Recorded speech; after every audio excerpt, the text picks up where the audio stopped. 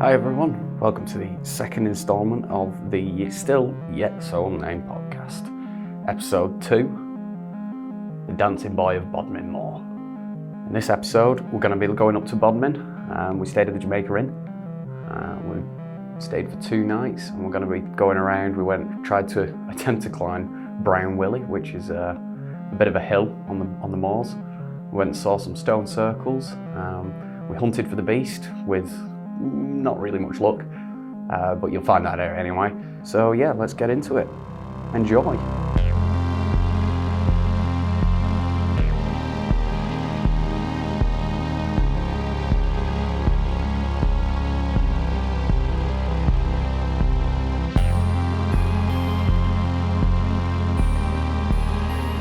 So, Number 2, episode 2.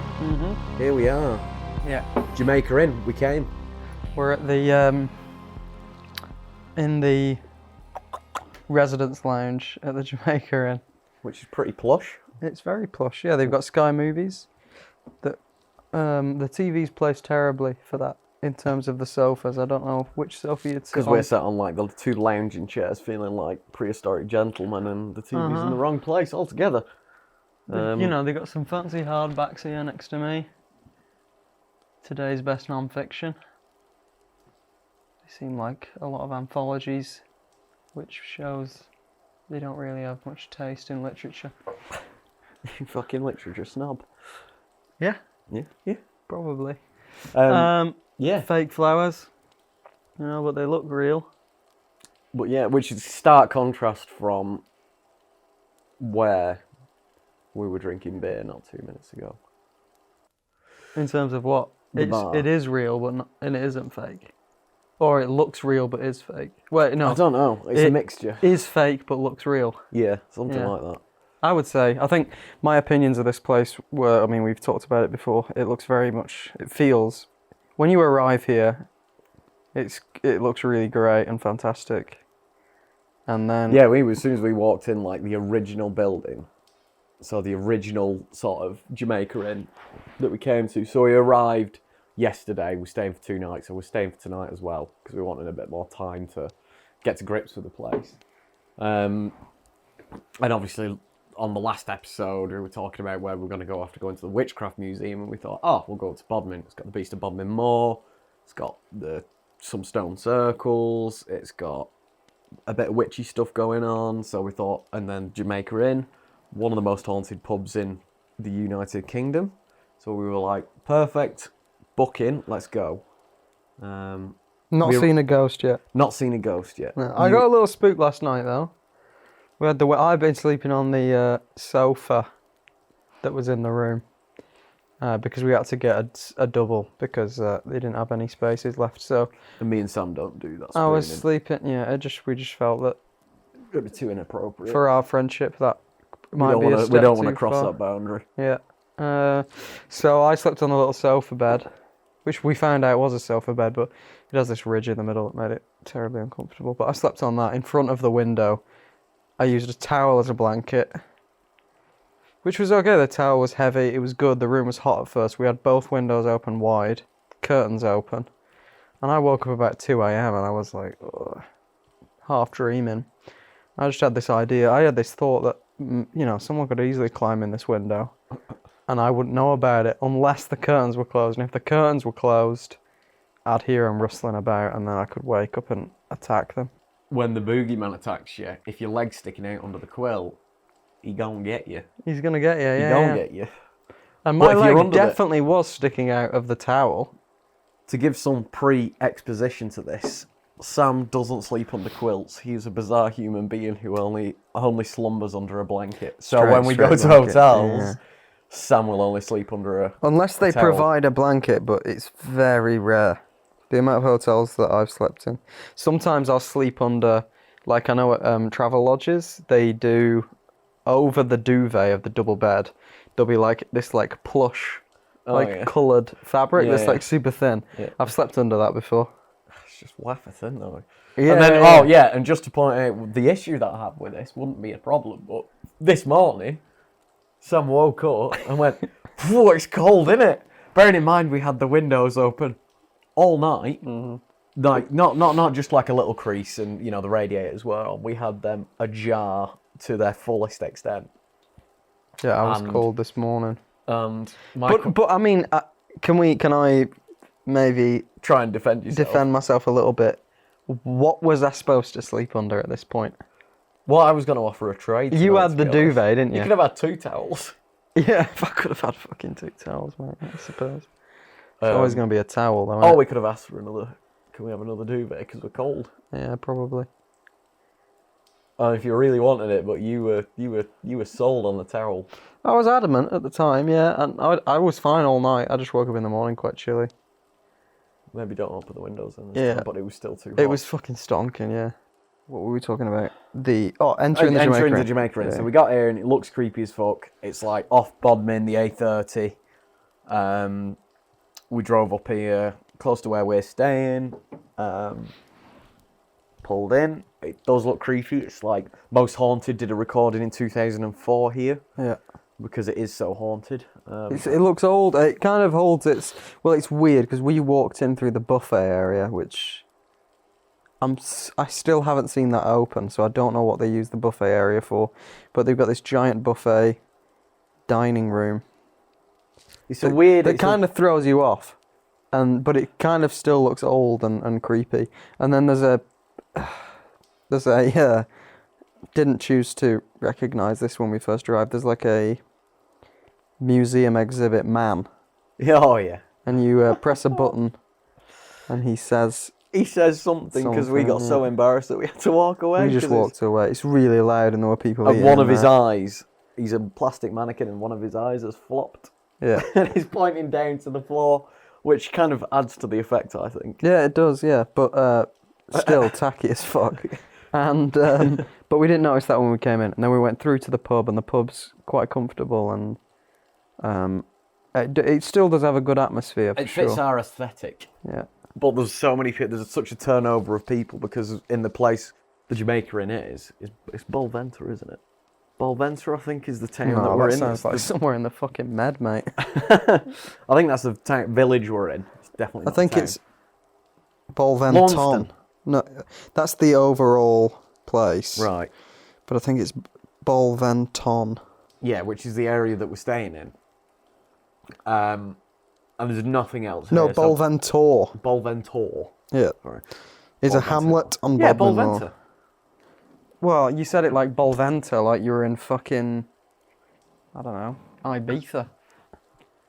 What? Why would there be a place in Ibiza called Bolventa? Or No, Bolventa, but with an A. Bolventa. Yeah.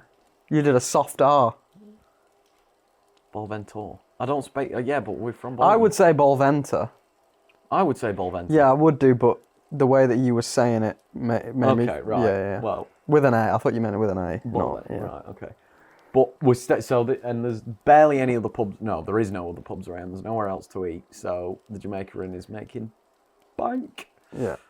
Yeah. So for 2 days we've eaten here exclusively. We've eaten mediocre food at extortionate prices. That kind of just depresses you, sadly. Yeah. I mean, we're no food podcast, but it's just a little depressing, is all. I think what is it? A pitta, a double-layered pitta pizza with. It was a flatbread pizza, but they'd made 2 of them, and then put one on top of the other, and dressed the top one with rocket. Yeah. Yeah. No, well, yesterday they'd obviously run out of rocket yesterday because they just did lettuce. Yeah, just lettuce. But the one today, because I had the same thing today, because I didn't really want to have anything else, and it was much better today. But I think the depressing thing about it is that we've been eating breakfast, lunch, and dinner at exactly the same place every time in the same pub. Yeah, you had a great vegan breakfast this morning, didn't you? Explain that to the listeners. So. It was. This is going to end up becoming a thing of what is Zach's vegan breakfast this week. It was so today I had melon, honeydew melon, 2 slices. 2 slices of big honeydew melon. I don't like. Kiwi. I don't like. 1 kiwi sliced into batons. Yeah. Julienne large. And an avocado, old. It was. I've thrown avocados away. Black vein avocado. Yeah, black vein describe it as. avocado is a particular species. So I had a cooked portobello, the mushroom, Uncooked tomato. uncooked tomato. That Half thing had, of. half of that thing didn't see the grill, And then I a think sprig of parsley. and a sprig of parsley. Yeah. Curly leaf, not flat leaf. Yeah, just placed on Just top. in case anyone Sam kindly donated a hash brown to me gave to you the cause because we were both sad when we saw my breakfast. He had a full English, which was adequate. It was okay. Yeah, Poachies. not enough beans for me. The poachies did well. They were runny. I was happy with it. But we need to. Bring this We're not back. here, we're not here for the food. But join us next week for Zach's. We'll do Zach's vegan breakfast next week as well. Oh, and whenever the hell we release a podcast. Yeah. So we arrived. It's very themed here. We've kind of depicted it to. So I'm just looking down the corridor now. Sorry to cut you off. It's very themed in the original part of the pub, where we're staying in the annex. Well, it's not an annex; it's attached. It's attached. But the extension, I should say, is very much Holiday Inn. It's really nice though. Up class Holiday Inn. Yeah, because when we arrived, obviously we walked through this really old sort of pub area that's God knows how old. And then we came into this bit and we were like, oh my God, this room is actually really nice. Mm-hmm. And it was, and credit to them, we dissed the food, but the rooms are great. And then we're sat in this bit, it's a real stark contrast. Yeah, it's really bizarre. But yeah, the Blackpool Pleasure Beach of Bodmin Moor. Yeah, everything is branded with the pirate and the cross cutlass. So we last night we didn't really do anything. No, but we were kind of like, this is one of the most haunted pubs in the UK, so we were expecting a ghost or something. We didn't get that. We didn't get it in our upper class London. Like we say, I got spooked by the curtains. Yeah, but I closed them and then slept like a babby. Then today we got up and went for a little walk. We drove over to. I can't remember what the town was called. It's irrelevant, really. It was a small town, driving around little roads in Bodmin with like otters crossing signs. Yeah, new Otter to me. and hedgehog. Watch out, otters and hedgehogs. No, well, that otter hedgehog was a hybrid. Somebody had graffitied on the otter hedgehog spines. Okay. That's why I said it was like an otter hedgehog. That's fantastic. All right, I didn't know that. I thought you genuinely said there's a hedgehog crossing sign.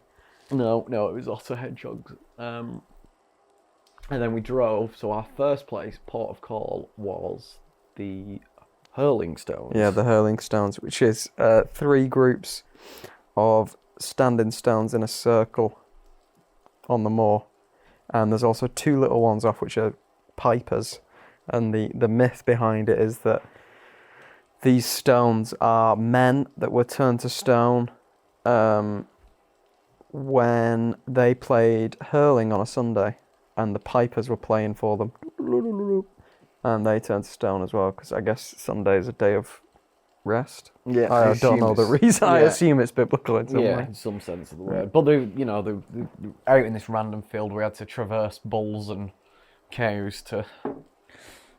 And we saw the god cow. We saw a god cow, yeah, which was fucking so you interesting. explain that, because you knew more about this amber god cow and how. Well, so the whole idea is that there's this. Where did you read this from?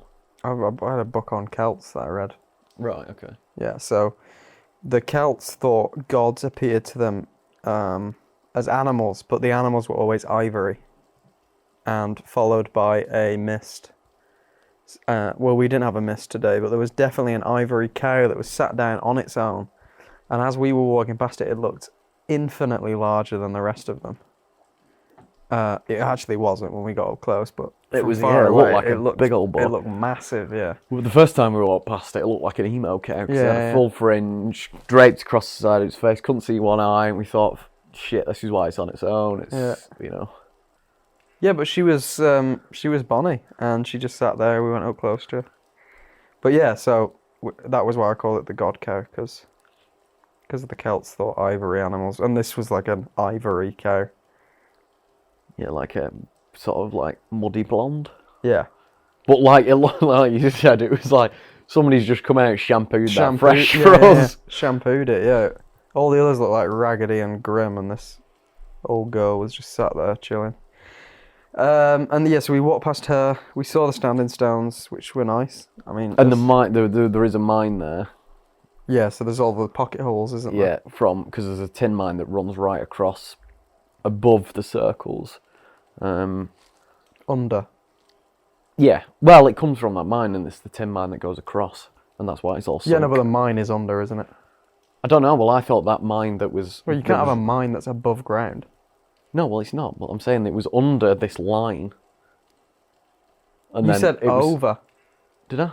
Oh, sorry, this is pointless. Under, yeah. The mine runs under. The mine runs under. It definitely And doesn't run over because there's it's these- not an over these- an overdue mine. And there's these wicked sinkholes that look like, Trenches. yeah, like tiny little trenches, yeah. Not like But it's like the ground like rises up, doesn't it? yeah. Rises up and then sinks, whoosh, so it's like a donut, but then like a big hole. Kind of like somebody's crawled out of it. Yeah, a little bit, yeah. And then we've just discovered we walked up to like what looked like a quarry. Well, it was a quarry. It was a wasn't quarry, It yeah. was a quarry. And we walked up to the top of it, and there was something that we just discovered after talking to a bartender at the Jamaica Inn, called the cheese. The cheese ring. The cheese As ring. in ring to ring, like to wring out a flannel.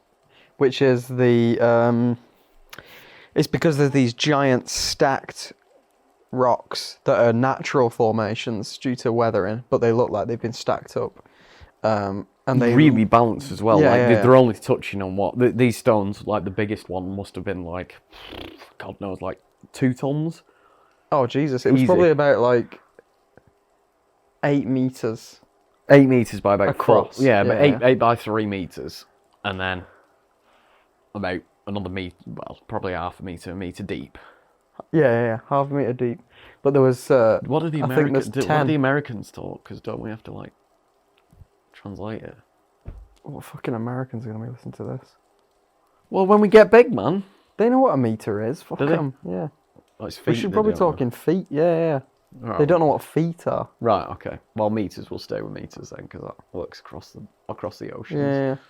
Anyway. So yeah, no, 8 meters is completely wrong. I was talking 8 feet. Oh, okay. Yeah. So let's Oh, go yeah. back. 8 meters is a So- long way. yeah. Thinking So about they're it. 8 feet across. Okay, so like, Yeah.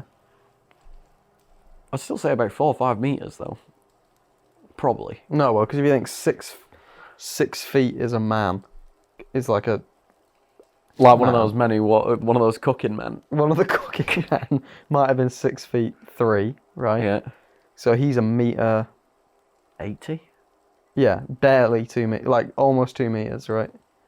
You couldn't have got I reckon you could have got you two couldn't of have them. got 2 of him on there. Yeah, I reckon. Yeah, so 4 meters then. Right, so it's about 4 meters by a meter, and then about half a meter deep. Yeah. We'll go with that. Just And I think the story is that there's 13 of them stacked up, yeah. and they're really massive, quite imposing structures. And they are literally touching on like a coffee mat size is where the touching points of these stones are starting. They look. If you stood on it, it looked like they were just going to tip over. Yeah, like Jenga or something. Worse, Jenga with like round. Jenga with cigars. Yeah, That's what I think. Yeah. That's actually could be a good I game. don't quite get that metaphor, but Or squashed cigars then. yeah, that works. Yeah, that works better for Or me. it's like trying to build standing stones on the beach. That's probably Yeah, an easy- well, yeah, we're using pebbles. That's kind of the And thing. like that's- standing but these on had top of it. naturally occurred through and weathering. massive, yeah. And so we got there and none the wiser. We just went because it looked cool. And then obviously we spoke to this bartender who told us about the cheese ring because they look like a ancient device that was used to make cheese that would wring out the curds and whey, I guess. I didn't look it up, but I assume that's what it means. And the myth behind it is there was when Christianity came to Cornwall, the giants weren't happy with it, and the giants didn't want Christianity. So one giant called Uther, I guess that's how you pronounce his name, yeah, went up to this saint, which I think was Saint Tor, I think we might do a fact check that on, and we'll do like a little jingle and put in what he was actually called. Yeah. And Uther was like, okay, so I don't want Christianity to be here, you want Christianity to be here. So what we'll do is we'll have a competition and we'll see how far we can throw these rocks and how many we can throw. And if I win, Christianity leaves, and if you win, all the giants will convert to Christianity. So the saying goes, okay, we'll do that. So the giant picks up this giant rock and he tosses it onto where the cheese ring is now. That's the first stone. Lands. And then the saint prays to God and says, give me aid. I need to throw these heavy rocks. So he picks up his rock and he actually does it with ease.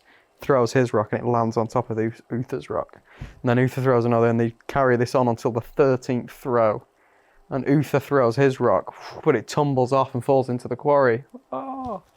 So then the saint goes, right, okay, I need to land this one and I'll win. So he picks up his rock, and as he's about to throw it, an angel comes down and carries it from his hands and places it on top of the standing stones.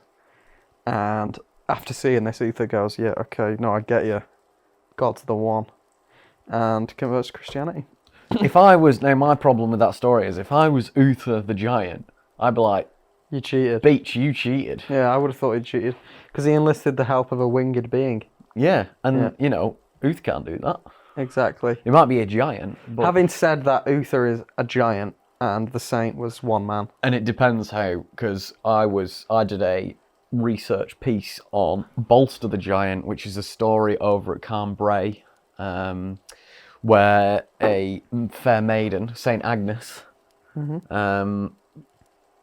she was being followed around by Bolster the Giant, who was dying for her love, and she, to get him to prove his love to her, she asked him to fill up a hole on the coves of Saint Agnes, which is the place, and to fill up this hole with blood, with his own blood, and he slit his wrist and he started filling the blood up through this hole, and the hole ran to the ocean, and it kept going and obviously eventually he died. But in that sense, in like the Cornish mythology, Bolster was so big that he could step 1 foot on Cambrai and the other on St Agnes Mount, which is about 5 miles, probably more. So he was a big boy. All right, so Uther must have been out. Tiny. He must have been a bambini. He must have been an half-breed. He was only throwing little rocks. Yeah. In consideration. It depends when it was written, though. I'd be interested to see what the sort of connection was between those Celtic, two. Yeah. Yeah, it would be.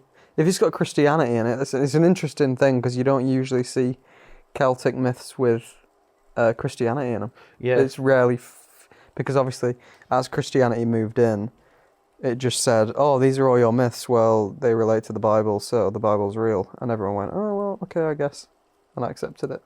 Yeah, so it's weird that there's kind of like, there's a myth that's about the battle between that. Yeah. Is interesting. But yeah, so we saw that, and it was really cool. And we got some good pictures of it, didn't we? Yeah. And as we were walking back down, we saw this tree, and the trees on this place are so cool because it's kind of at this like peak of a hill. Bad hair trees. So the wind comes up so like quite fast. So all the trees are like blasted, like they grow in the direction of the wind as the wind blows them there. And it makes it look eerie as fuck. Yeah, super. It's a nice cut. It looks cool. And we found a tree that had all like ribbons tied to it, like little mementos. And a little like silk, clear satchel thing with a piece of fabric in, which I've not quite figured out what that could mean. So but I need like to think about that. Cool, yeah, because I'd like to write about but it. I tied some. I have a jumper that my girlfriend's mother knitted for me from the Faroe Islands using Icelandic sheep wool, and I tied some of the fluff off that onto this tree as my kind of penance to that. It felt like we should have added to it, and we did. And there was loads. So like we went when we first saw it, there was only like a couple on it, And then I walked around the back of the tree and I said, "Oh, is that come around? There's shitloads." And there was just loads of ribbons and stuff on the others. But it was weird because that was the only tree, because I was keeping my eye out on all the other trees. Yeah. But that was on the way one. back. That was the And one that tree. hole, so again, this mine shaft, this mine that was there was like a fenced off area as we were walking back. And, sorry, the Bulcum has just come into my mind. We'll get onto that later. We'll come into that in a minute. The wardened off area was a sinkhole from the mine that had dropped out, or a mine shaft. So, and it was crazy. I got on top of the fence and looked. I tried to look down, but it was just so the bushes and the shrubs that were growing around it just folded inwards. It was like a tiny black hole. It was weird as hell. And we decided that that's where the Beast of Bodmin Moor. I liked our idea that that's where they put the Beast of Bodmin Moor. The Beast of Bodmin Moor isn't a panther, like everybody says it is, like some escaped zoo animal. We decided that it is actually some form of hellhound, and that some secret sectors shut it up in this giant hole. Like a well. They put it at the bottom of this huge well. Yeah, I like that idea. It goes On a wary cold night, all the way to hell, and you can hear its howls. Oh, you bastards. You fucking put me out here in the cell. If it was a hellhound and it's only been munching down a few sheep, I think leave that hellhound be. Yeah, it's not doing anything wrong, is it?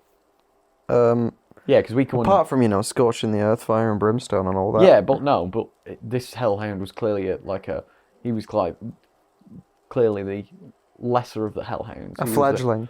A fledgehound.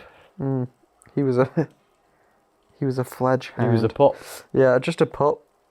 And, a hellhound pup is still pretty big. I don't know if you've seen one. I can't say I have personally. No, yeah, they're fucking massive. When did you see When one? they get full grown. When did you see one? I've been to hell and back, mate. Oh.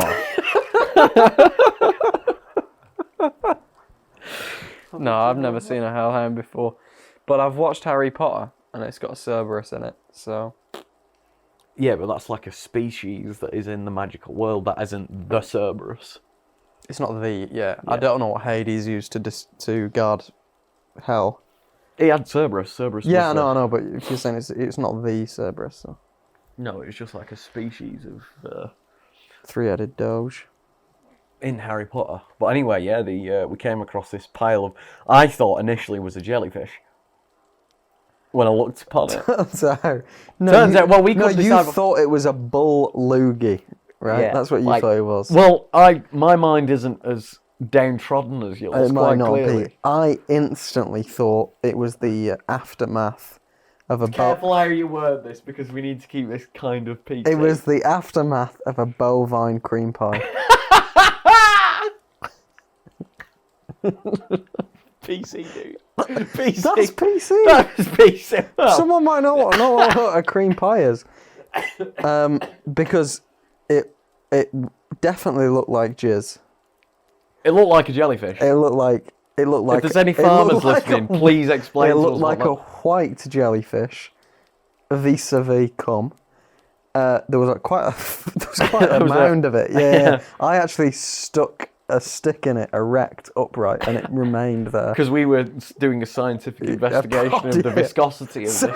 Zach had a smell. Didn't smell. There was no scent. Didn't discern what it was from its odour. I stuck a stick up upright in it, and it remained there. Let's just be clear though. This wasn't we're not talking a thimble or not even a golf ball size. This was a baseball. It was like a mound. Yeah, a mound of jism. Yeah, so far is our major highlights of this trip. I think that was the major highlight of the trip. Well, I'm still curious to know what it is though. So if there are genuine farmers listening to this, or anybody who knows who breeds bulls, let us know. Mm-hmm. We're curious. It looked like cum. It looked like a jellyfish. Because I think if it was going to be a loogie, there'd be like a yellowish tint to it. I don't know. Maybe I'd might not have had a cold. It just suddenly got real up there. That just seems like a lot of snot to come out of Bull's nose. Yeah, but you saw the size of the fucking thing. I did. It was And like it still a tree, seems like a lot. but like on its side. Like a sideways tree. What, the bull? Yeah. He was thick. With 2 C's, yeah. Yeah. We were planning on next heading stop. to Brown Willy, which you'd researched and discovered last time since we were at the Witches Museum. The scree slopes of Brown Willy, which a scree slope is basically a rock slide. But supposedly around this place, around these scree slopes, there were supposedly witch shrines. That I know one of them was dismantled when these 3 witches that maintained it died in 1967 or something like that. So the plan was to go up there and see if we could find anything, and thus the story begins. What an adventure that was. So we started out following Google, taking us on a trip over to... I mean, Brown Willy, as the crow flies, is probably 4 miles away from the Jamaica Inn. I'd say 4 or 5 miles, something probably, like that. Yeah. And we were like, oh, well, we can drive over as close as we can, and then hopefully we can walk up it within an hour. Yeah.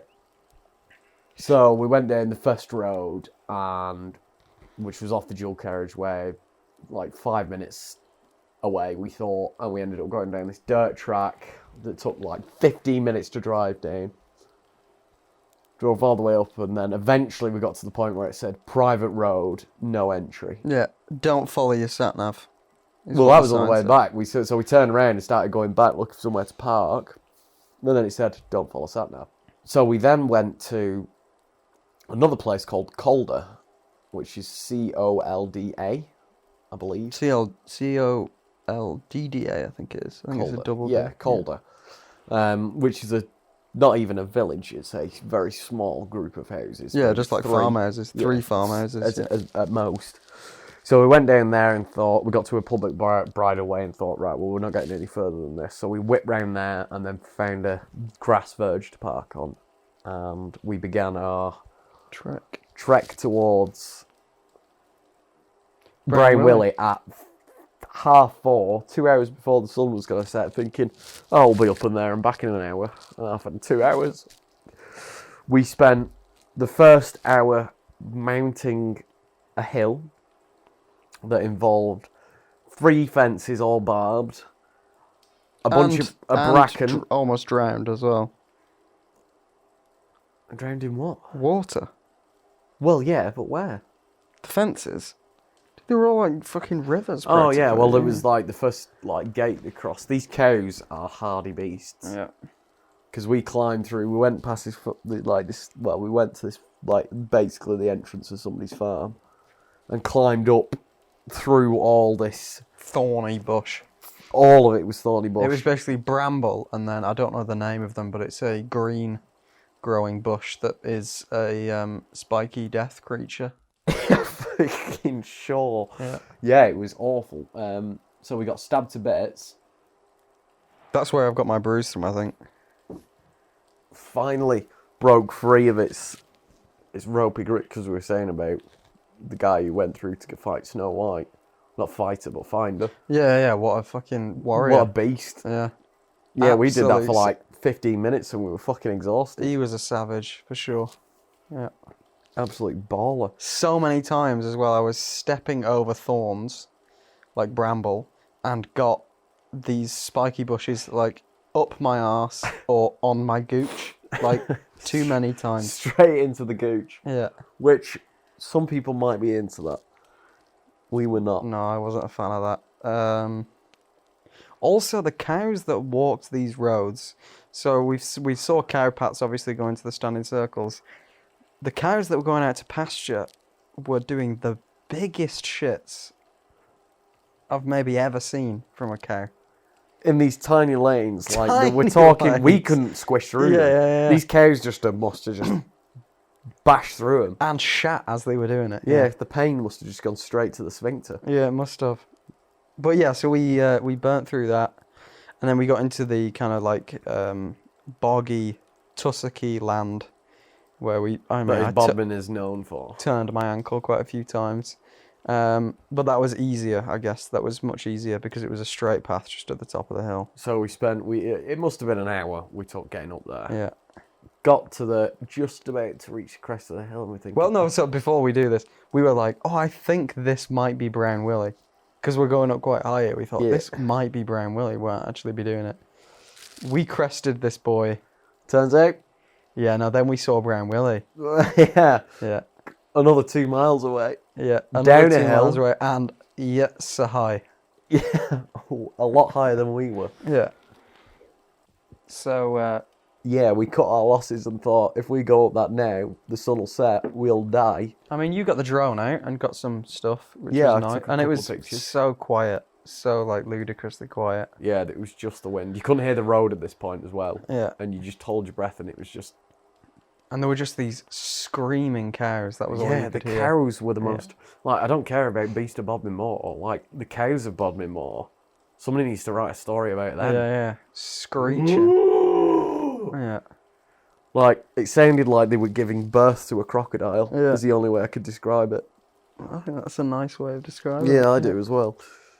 So yeah, we went up there, we got to the top, the sun was going down, Zach got his drone out, we filmed a little bit, and then we headed back down.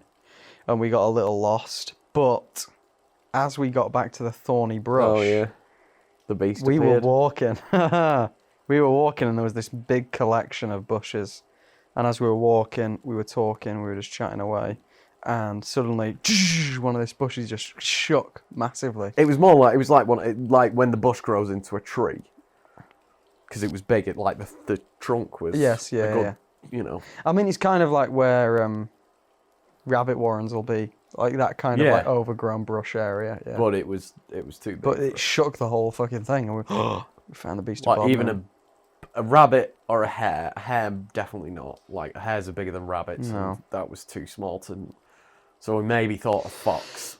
I think a fox has struggled to make that much movement. But I don't think the foxes aren't mooching around at that time.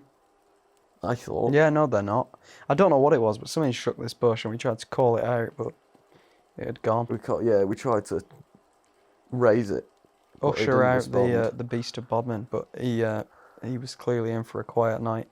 Yeah, he wasn't doing any beasting tonight. Yeah. So So we survived another day. Oh, Just it about, was we nice. got back through the maze of brambles, which took us twice as long We as took the first time. a few wrong turns. Few wrong turns, few more thorns in the gooch. Yeah. Eventually we got there. Sam put his leg through a pothole. Not Yeah, even a pothole, I like a- stood on a tussock that wasn't quite solid and slipped into a little bog, and all the muddy water sunk into my shoe. my shoe.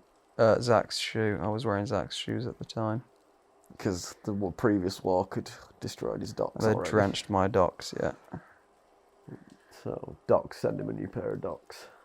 Because they are I Christmas wouldn't mind Docs. getting sponsored by Docs, but I don't think we will. Yeah, and that was it. And then we came back to the pub, didn't we? And that was when we found out about the cheese ring and all that stuff. So Yeah. originally we got back a little bit disheartened that this trip had been a waste of time.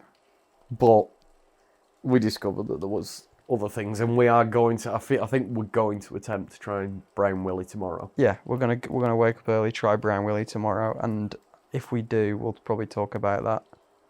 We'll at a later date. Yeah, maybe we'll on talk the next, about that. Maybe yeah. on the next episode. We'll, And if we don't find anything super interesting, we probably won't mention it at all. But hopefully we do. well, we can say we went to Brown Willy. There was nothing. There was nothing there. Yeah, I'm really hoping to find a witch's shrine. But we've decided that in our quest for knowledge that we're going to look for somebody in. I think there's two options that we're going to hit. We're going to try and find somebody on our next trip to talk to. Mm-hmm. We'd love to find a practicing witch, Or pagan. or pagan. We just want somebody, somebody to come and have a beer with us and actually talk about it. And I'm going to ask in Falmouth about some random folks, maybe, and we can do like a talk to some. So I feel like that'll be the next episode because that's the sooner one we can do. Because it means that we don't have to pay. We don't have to actually go anywhere. Yeah. I want to find more links to John Dee and cult things. I really want to dig more into that. I just need to do more research on it to see where we can go next. So it's kind of uncertain where we'll go next. Yeah, it's open. I think the whole thing about this trip was Bodmin Moor is so it's so vast as kind of like a mythical area, but there's no specific spots of. Well, there is, but we've been to them, and it's not. It's just felt like the Jamaica's just. It felt like a bit too cheesy, Forced. Yeah. Yeah, the whole thing has felt very forced. Because there's some chains that they've got outside in the entrance that are, and Derek Akora said about they being, used in some unruly way that may have caused death and harm, which is fine. However, probably more than 5 years ago, Derek Akora was completely ousted as a fraud. Yeah. There was research done on a place that he was going, and he was ousted as a fraud. And that's when he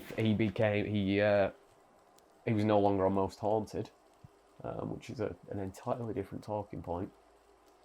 Yeah, I mean, really, an entirely. The whole thing of ghosts is a real. It's difficult, and I think that's why we chose to kind of avoid it. We're with trying this to trip. avoid. Yeah, we're trying to avoid it. I like it, and I very much. And if we stumble across it, we're more than welcome. I'm more than welcome. But we're not going to search out ghosts because there's too much like this. Like this is a really great example of. It's too gimmicky. Yeah. There's too many people.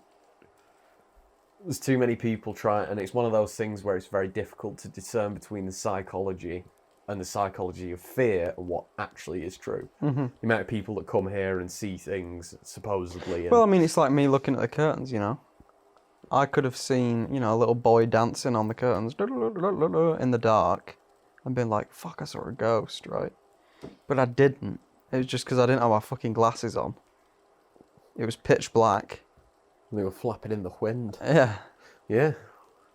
So, or maybe it was a little boy dancing above the curtain, above my bed, my sofa bed. It could have been. It could have been the dancing boy of Bodmin Moor that was brutally murdered by a pirate that nobody's heard about before. That could have been a thing, the dancing boy of Bodmin Moor. You heard it first. Yeah, the dancing boy of Bodmin Moor. But it'd have to be more catchy than that. No, I think that rolls off the tongue quite well. The dancing boy of Bodmin Moor. It's like there's an alliteration as well. Dancing boy of Bodmin. The dancing boy of Bodmin Moor. Yeah, and so what he did, I did research on this. The dancing boy of Bodmin Moor. What he would love to do in his Just parents. to let you all know, this is complete and utter bullshit. We do not know anything about this. Continue. The dancing boy of Bodmin Moor would, when his parents stayed at the Jamaica Inn, just before. When was this? When did this happen? This happened sometime in the 1800s. Right. Yeah. Okay. When they stayed at the Jamaica Inn, he loved to dance them to sleep. So he would sleep on. He would. How sleep old in the was this same boy? room. The boy was about 8 years old. Yeah. Okay. 8 years old. He wore, what I saw anyway, he wore like, 3/4 trousers with the big socks. So he was a mountain biker? No, like, the oldie schooly 3/4. Oh, with the yeah, big so socks, right, okay. Why were they staying at the Jamaica Inn? Was that in the This was research? a big holiday spot for them. Right, okay. They loved to come here as a family, experience the moor. They all loved walking. The dad loved walking especially, and they would walk the moors. The boy didn't much like the walking, but he loved the food of the Jamaica Inn, so it was always better. He'd come back here and he'd get his, treacle tart or whatever. And then... well, obviously he loved the dance as well. He loved the dance. He lived for the dance, if anything. So, the boy The boy who would- lived for the dance. the boy who lived for the dance of Bodmin Moor, he would, his parents would be laying in bed at night and they'd be saying good night and he'd say, okay, mum and dad, I'll just do a dance before you go to bed. Ma pa, I'll just do a dance before you go to bed. And he would stand on the edge of the bed and do a little jig for him. Now, if that was my son, I'd kind of be terrified. Yeah, but I mean, Was this it is like olden day though. Pennywise I mean, we don't. style? Yeah, it was like the Pennywise That's thing. horrific. I'd cry. But that's how it appeared to me, in front of the curtain. It was like the Pennywise style dance from It Chapter That's 1. also, that's potentially, I mean, me thinking about that is quite harrowing. Yeah, but I mean, this is Well, olden how did he days. die then? Why is he here? This is old. He was killed by a pirate. In the 1800s. Yeah. Yeah, it was a later pirate. One of the late It pirates. was one of the. It was one of the late pirates that took his life. Right. He killed his parents first. The harrowing part of the story is the pirate made the boy dance as the pirate killed his mum and dad. Jesus Christ. Yeah. Yeah. That's dark, right? Yeah. That's why he's a ghost. Because the thing that he loved most in life was it was ruined. It was ruined for him. Right. Because he had to dance to the death of his mum and dad. As the pirate killed So him. it'd be Lord of the Dance, comma.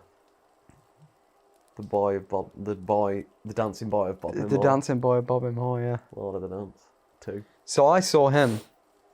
But we want to steer clear of ghosts. That's important. That's what the, So that's what the... that was the moral of the story. moral of the story, yeah. We want to stay clear of ghosts. But, you know, these dark things did happen in the past that would make spirits want to stick around until they're resolved. And I think this boy's fucked, because that pirate's probably dead by now. He just wants to dance for somebody. He just wants to dance for someone. He danced for me, but it frightened me. It didn't fill me with elation and joy.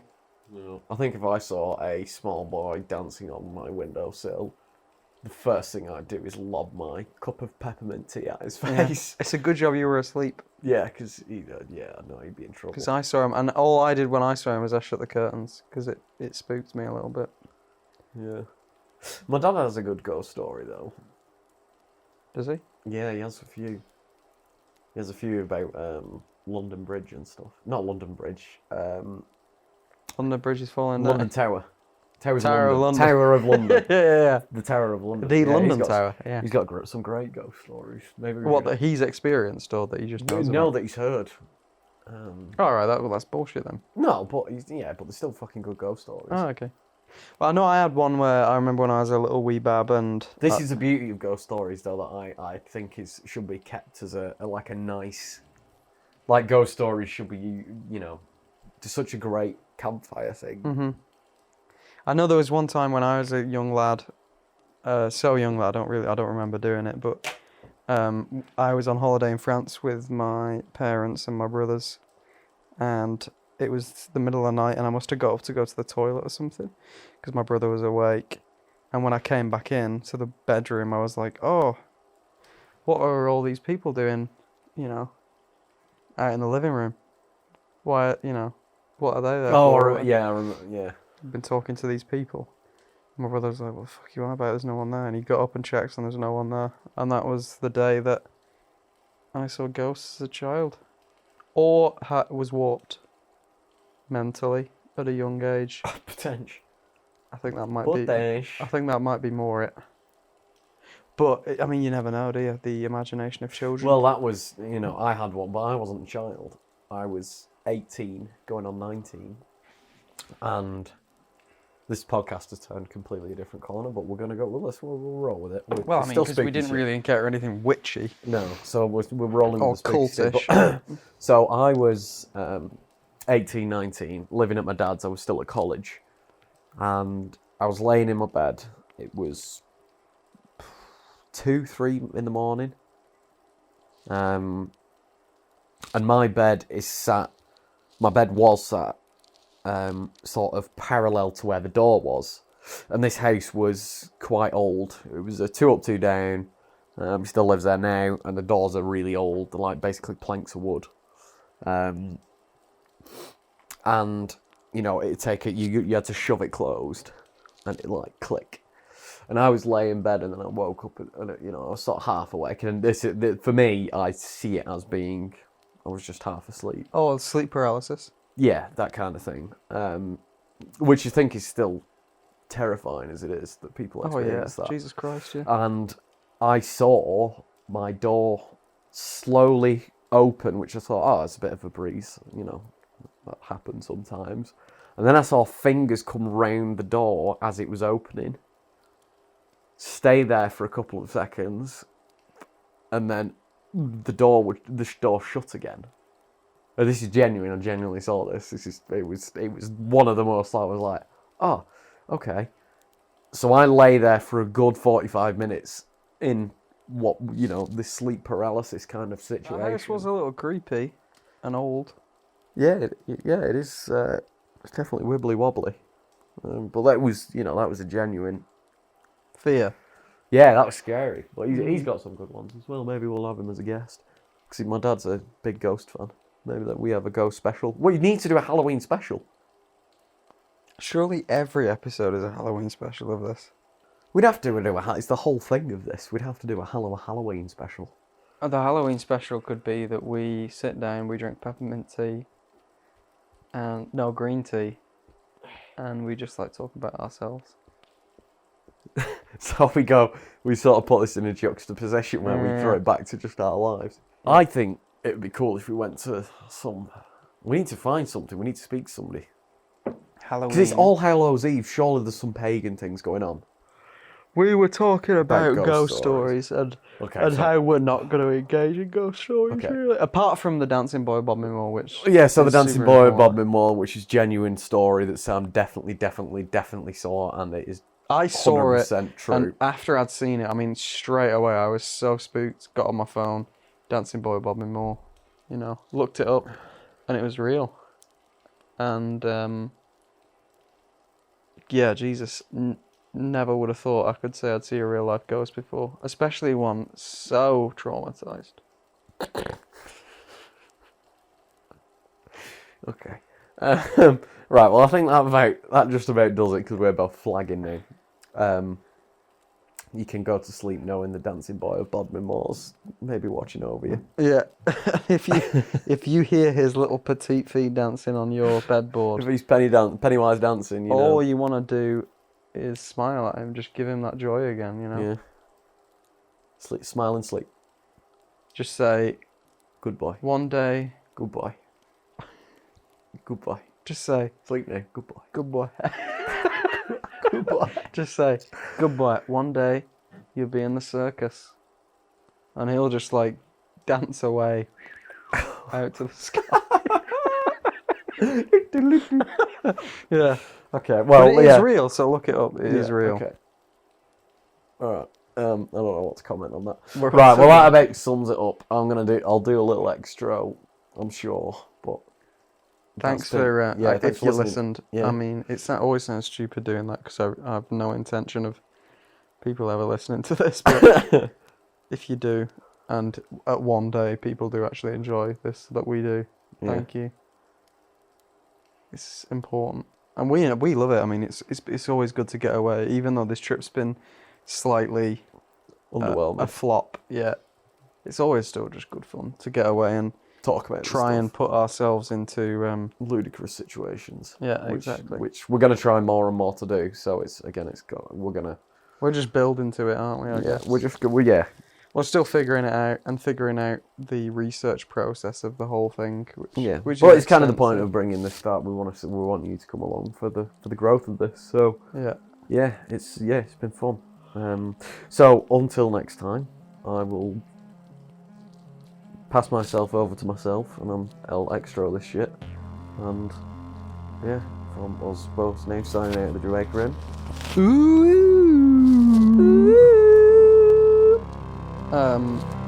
Praise be.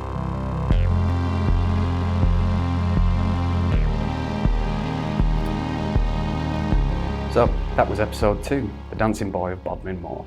We hope you've enjoyed it, and we're looking forward to doing the next podcast, which hopefully we're going to be doing some interviews. Maybe not. We'll see. We're not entirely sure. We have no idea what's happening, actually. Hopefully we're going to come up with a name soon as well, so we don't continue to call it Yet So Unnamed Podcast, but I'm sure it'll be named by the time you're listening to this. But for now, for us, it's still unnamed. So yeah, we'll look forward to doing another podcast in a couple of weeks, and thanks for listening.